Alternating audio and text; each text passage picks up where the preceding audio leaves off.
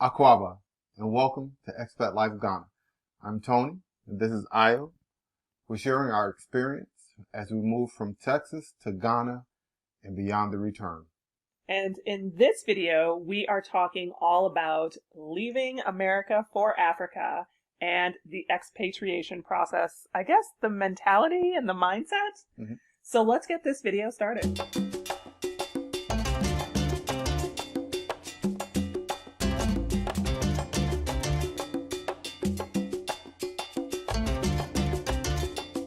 So, who's somebody that may want to expatriate? Well, if you're like me, you're tired. You're tired. You're tired of the racism, the injustice, the overall feeling that, this place maybe not be the place for you. One of the biggest problems I have with America right now is the lack of understanding from people that feel as if, America is take it or leave it. And I'm always astonished at people who say that. Isn't that just like it's mind-boggling? Like, oh, you don't like America? Get out. Yeah. What kind of democracy thinking is that? Yeah. And especially in today's culture where we have leadership that pushes this divisive energy, it resonates to the people that he speaks to, and now you have these people, making you feel more uncomfortable. I think too, like when you think about people who have been fighting for equality, this has been a fight that has been going on for hundreds of years, like literally hundreds of years. At some point, you have to think about how your parents have fought for equality, how you fought. I don't want my boys to have to be fighting for the same equality that their grandparents had to fight for. Yeah, right. I'm glad you said that, because one of the things, I said I'm tired.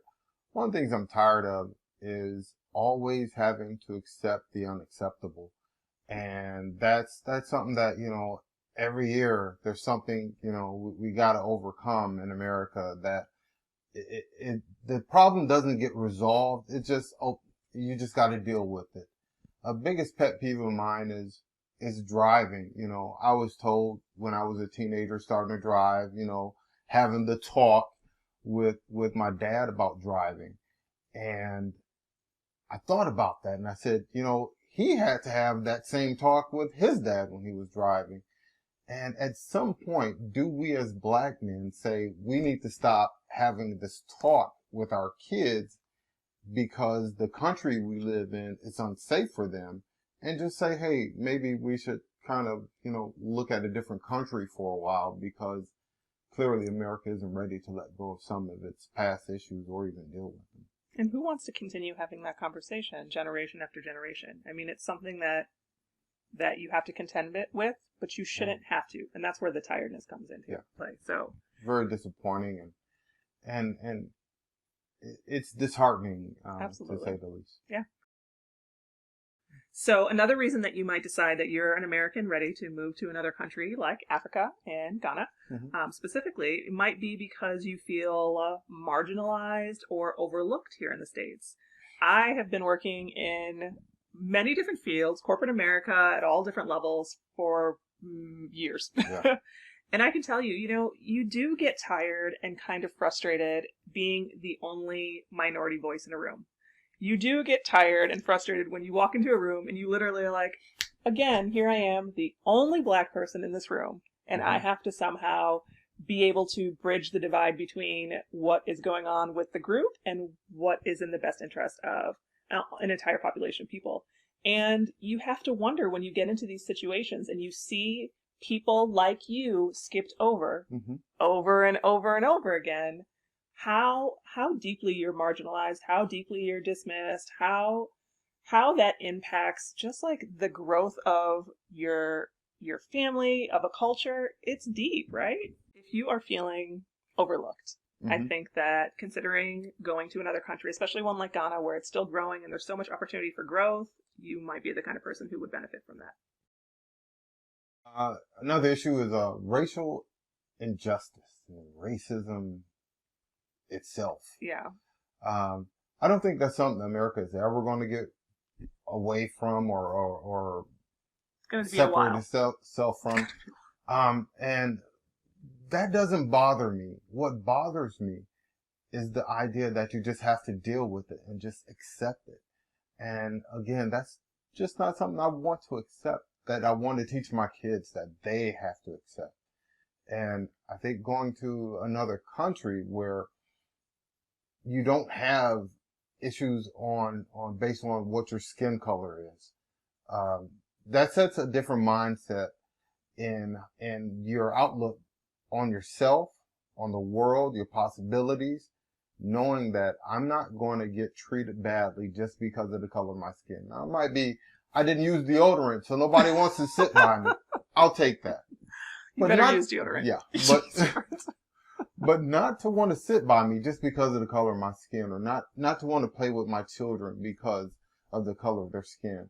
That's not something I want my children to become familiar with. And the systemic racism is so deep that, like, people don't even know. Like, we're literally living in a society where people don't even know that the things that they're doing are biased or racist, or have some stank of injustice on it. Right, so. And a lot of it is how people were raised, and it was accepting in the family, and it was racist, but because, you know, Pop did it, or your grandmother said it, then it just filtered down to other generations, and nobody ever stopped to say, hey, your actions and your words are racist. You don't need to say them. Yeah. It's just, hey, that's America. That's just the way it is. And if you don't like it, get out. Yeah. Another reason too is if you are a person who feels like you can't be yourself in America, in the U.S., that might be another reason that will drive you to moving away. I know I have been in rooms at jobs with others, and people will say things like, "You speak so well. Oh, you don't even act black. Mm-hmm. You got your black card taken away." And I'm like, why do we live in a world where, as a black woman, I can't be well spoken, and I can't be educated, and I can't have an opinion, and not be myself because I'm somehow not black enough, or right. I'm a bad black. And I'm like, really? This is it? Mm-hmm. Listen, I am who I am, and this is what it is. I speak well. I do public speaking for a job, so I would hope that I would be able to be articulate. I'm educated. I have multiple degrees, and that's okay. I feel like in the United States, you can't be who you are because the idea of blackness and the blacklist that you represent are not aligned somehow. And somebody thinks it's a good joke to say that you don't have a black card, or someone took your black card. Yeah.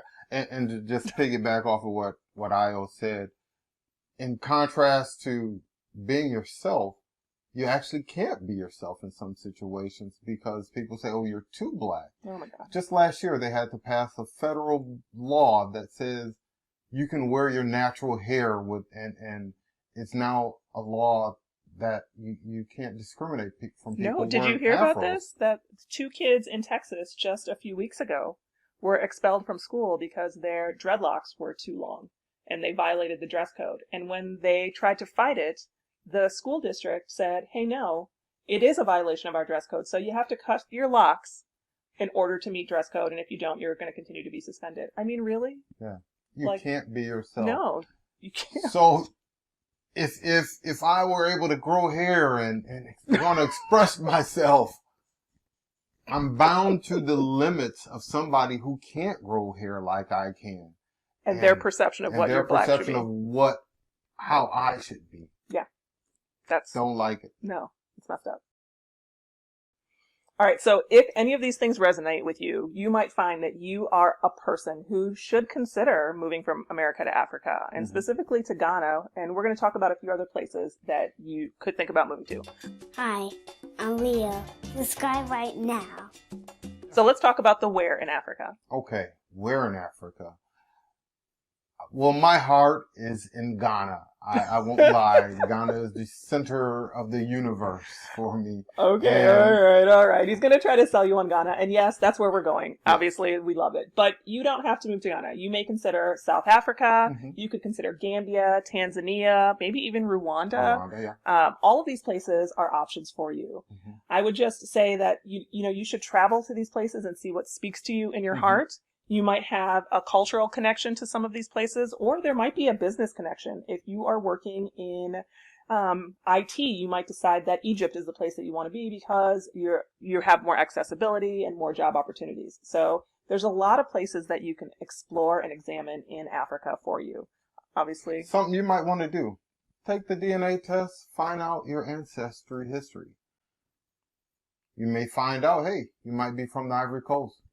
Go to the Ivory Coast, visit. Once you're there, you're going to start seeing people that look like you. You're going to say, wow, I got to come and dig deeper into this place. You never know what you're going to find out there once you start looking at other countries and getting deep into their culture. You may find yourself, just like I did, going to Ghana. oh my God, how did I miss that you were Ghanaian? I shouldn't have needed a DNA test. Okay, but one other thing to consider too is which countries allow you to have dual citizenship. You may want to retain your citizenship, and so you should really explore which countries allow you to do that and still hold that country's citizenship, Mm-hmm. and which ones limit how many citizenships you can hold. Ghana is a country that allows for dual citizenship. Mm-hmm.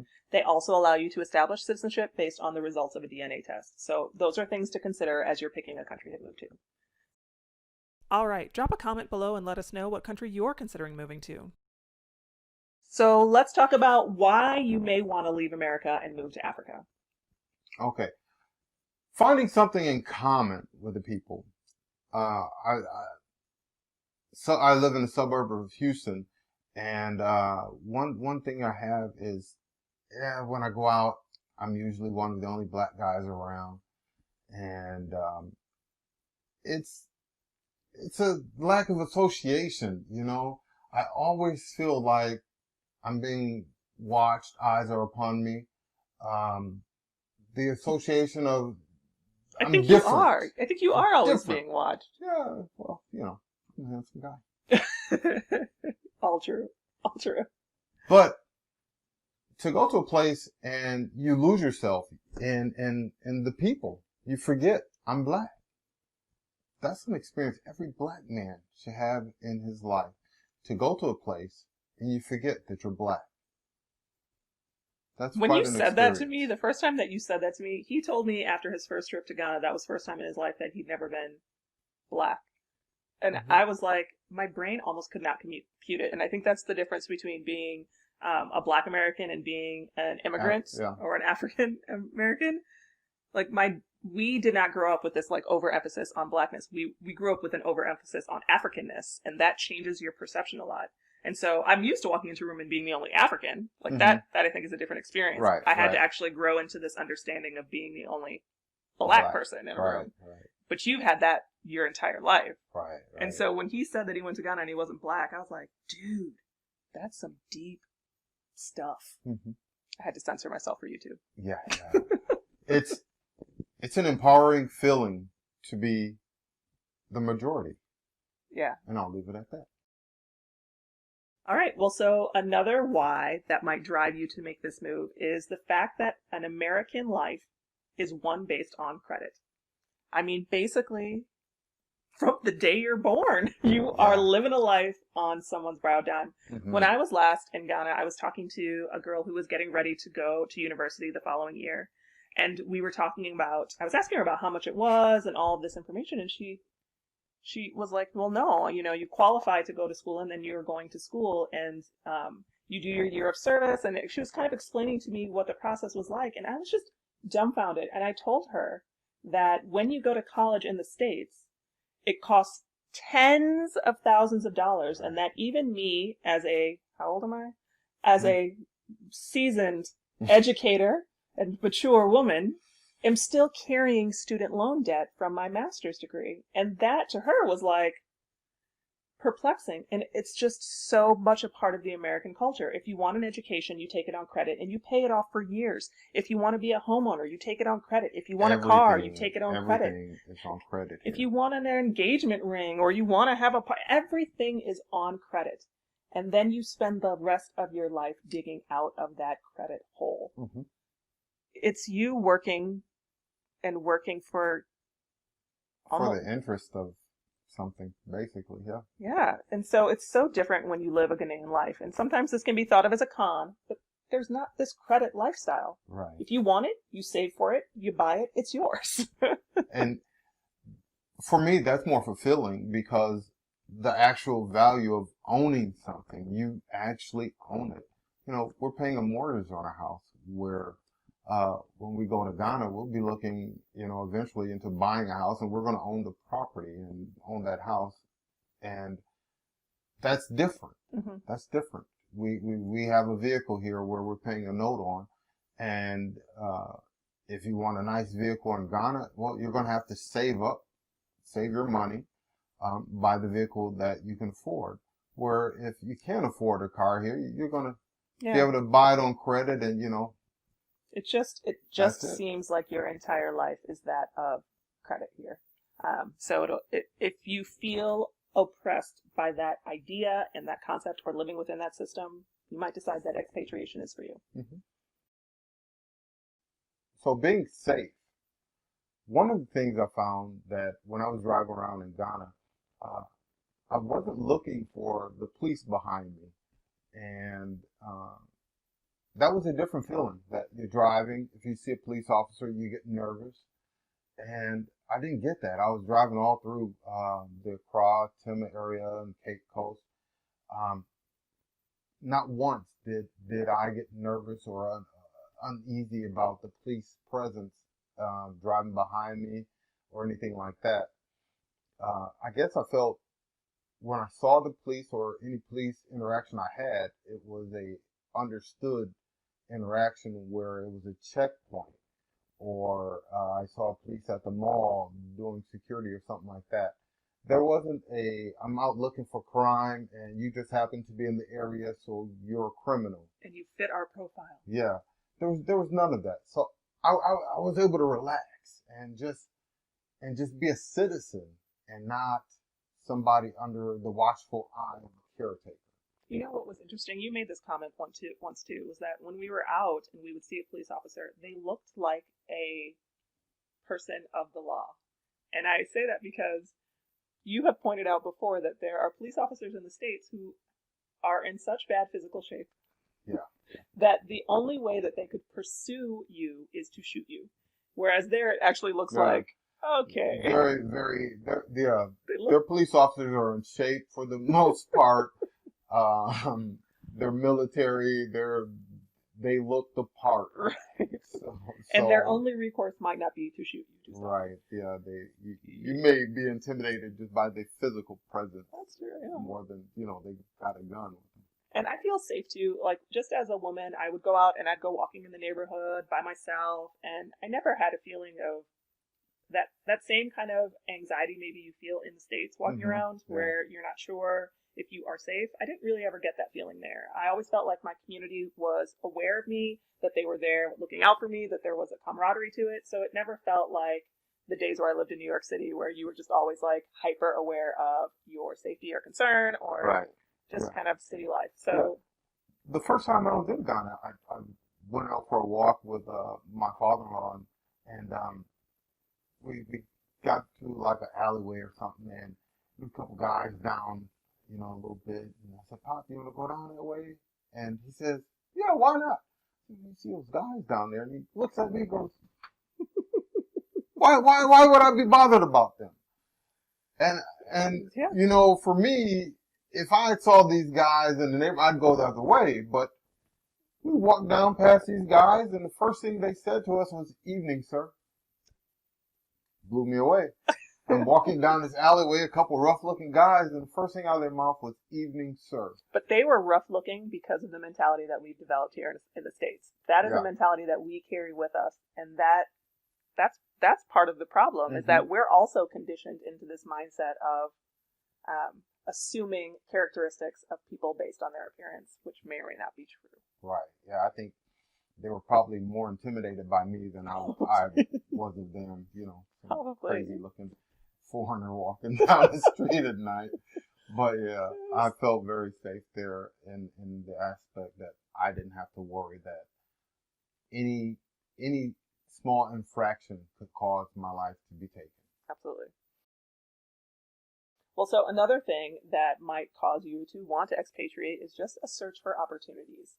You know, it feels like the deck is stacked against you here in the States. Like, it's so difficult to start your own business. It's so difficult to be successful. It's so difficult to establish yourself. It's just not a lot of room for you in the arena, and very little room for error.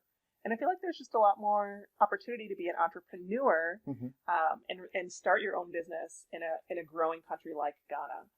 And in several other countries in Africa. It really seems like it's Africa's moment right now. Yeah, just in comparison, if you take out all the major league basketball players and football players and baseball players that are black, you really don't see black wealth in America. You don't physically see it. But in Ghana, for instance, you see black wealth through the everyday regular people. You can have doctors and lawyers and, you know, attorneys and all these things in regular neighborhoods, and you see their wealth. And that's not something you see in America. If you go through your neighborhood, everybody's on the same level as you are.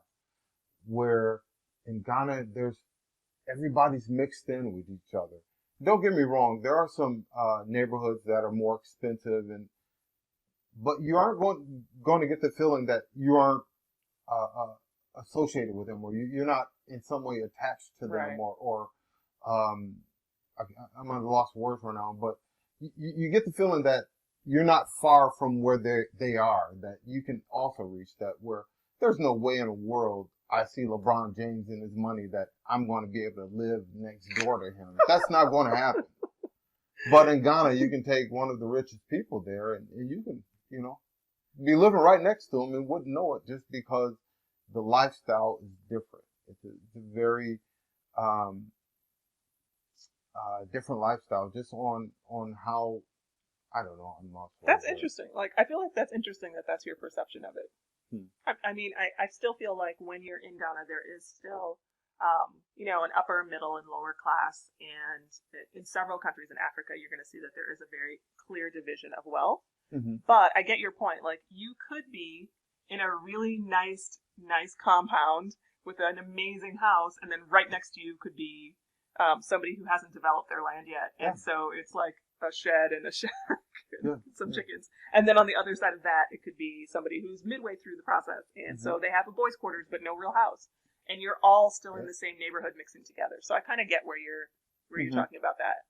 It's not like here where it's like, here are the haves, here are the have-nots, and we don't cross over. Because of all of the financial barriers that are put in place to keep people separated in the States. So I get where you're coming from. Yeah. Well, so if any of these things resonated with you, I'm hoping that you'll consider expatriation and moving from America to Africa. If not for the reasons that we listed, it might just be because of those whys that we started with, that feeling that you get about being an American or being Black in America. So if these reasons resonate with you, consider moving to Ghana. Or any African nation. All right, guys. We'll see you in the next video. Thanks for hanging with us today. Don't forget to subscribe, hit the like bell, and ciao for now. That was you. Did it. Perfect timing. The mic is jumping. I'm here, all alone, by myself. You ready? You got me in here all by myself. I'm Io, and this is Tony.